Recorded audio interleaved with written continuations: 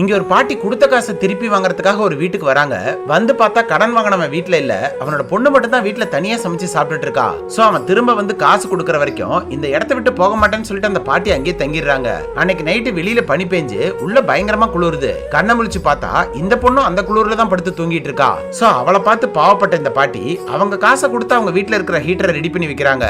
அந்த பொண்ணு அன்னைக்கு நைட்டு நிம்மதியா தூங்கிடுறா. அடுத்த நாள் இந்த பாட்டி அவளோட அப்பா வராம இந்த இடத்த விட்டு போக மாட்டேன்னு சொல்லிட்டு இருக்காங்க. ஆனா அந்த பொண்ணு அதை பெருசா எடுத்துக்காம ஸ்கூலுக்கு கிளம்பிடுறா. காலையில ஒண்ணும் சாப்பிடாம போயிருக்காளுன்னு இவங்க சாப்பிடும் போதுதான் தோணுது, என்னன்னு பார்த்தா சாப்பிட காசு இல்லாம வெளியில இருக்கிற பைப்ல தண்ணி மட்டும் குடிச்சிட்டு ஸ்கூலுக்கு போறா. அதை பார்த்த இந்த பாட்டிக்கு மனசு கேட்காம அவளுக்குன்னு தனியா சிக்கனை வாங்கி சமைச்சு கொடுக்குறாங்க. அதை பார்த்ததும் எத்தனை நாளா பசியில இருந்தாலும் தெரியல அவசர அவசரமா சாப்பிடுறா. சோ அடுத்த நாள் அந்த பொண்ணுக்குன்னு தனியா ஒரு டிஃபன் பாக்ஸ் ரெடி பண்ணி அவ ஸ்கூலுக்கு போறதுக்குள்ள வரலான்னு வீட்டுக்கு வராங்க. வந்து பார்க்கும் போதுதான் தெரியுது அவளோட அப்பா ஃபுல்லா குடிச்சிட்டு கீழே படுத்திருக்கான். அந்த பொண்ணோட முகத்துல நிறைய காயமா இருக்கு. என்னாச்சுன்னு விசாரிச்சா டெய்லி இப்படிதான் அடிப்பாரு, வலிக்குதுன்னு கத்துனாலும் அதுக்கும் சேர்த்து அடிப்பாருன்னு சொல்றா. அப்பதான் அந்த பாட்டிக்கு இவனால இந்த பொண்ணுக்கு ஒரு யூஸ் இல்லைன்னு புரிஞ்சுக்கிறாங்க. சோ அவங்க கொடுத்த காசை திருப்பி தர வேண்டாம்னு சொல்லிட்டு அதுக்கு பதிலா அவங்க பொண்ணை கூட்டிட்டு போறதா சொல்லி ஒரு பேப்பர்ல சைன் வாங்கிட்டு அந்த பொண்ணை கூட்டிட்டு போயிடுறாங்க. அந்த பொண்ணு அந்த பாட்டி கூடயே சந்தோஷமா கிளம்பிடுறா.